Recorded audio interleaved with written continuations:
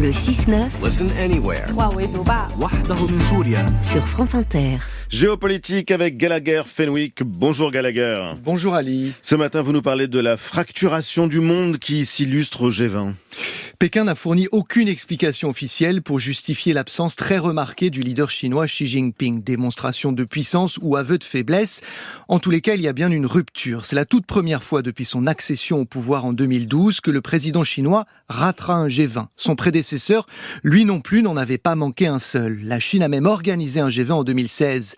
En se penchant sur les déplacements de Xi Jinping cette année, ses priorités paraissent très claires. Il n'est sorti de ses frontières que 2 fois. Le mois dernier, il est allé en Afrique du Sud pour le sommet des BRICS. C'est le grand rassemblement des puissances anciennement émergentes qui remettent en cause la domination occidentale du monde. Avant cela, en mars, il s'est rendu à Moscou pour un tête-à-tête avec Vladimir Poutine, l'autre absent notable de ce G20. À New Delhi, il n'y aura donc pas de dialogue entre le président chinois et son homologue américain, comme ce fut le cas lors de la précédente édition à Bali.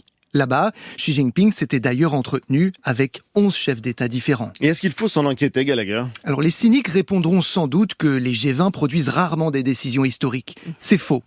Prévu comme un outil de coordination financière entre les 20 plus grandes économies du monde, le rassemblement a vite pris une tournure géopolitique. Par exemple, c'est lors de l'édition 2016 qui se tenait en Chine justement que le président américain de l'époque, Barack Obama, et Xi Jinping, son homologue, ont accepté de ratifier ensemble l'accord de Paris sur le climat. À l'époque, les 2 plus gros pollueurs de la planète se sont mis d'accord pour faire de cette édition un succès diplomatique majeur.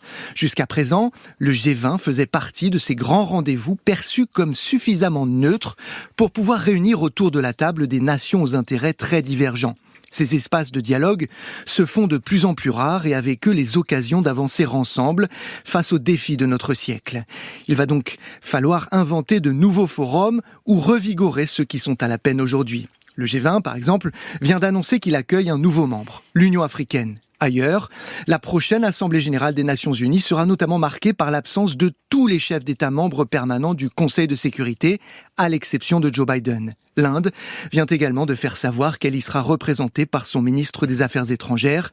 Cette année, l'ONU n'est pas un passage obligé, c'est une illustration de plus de la grande fracture qui se dessine sous nos yeux. Merci Gallagher Fenwick et à demain.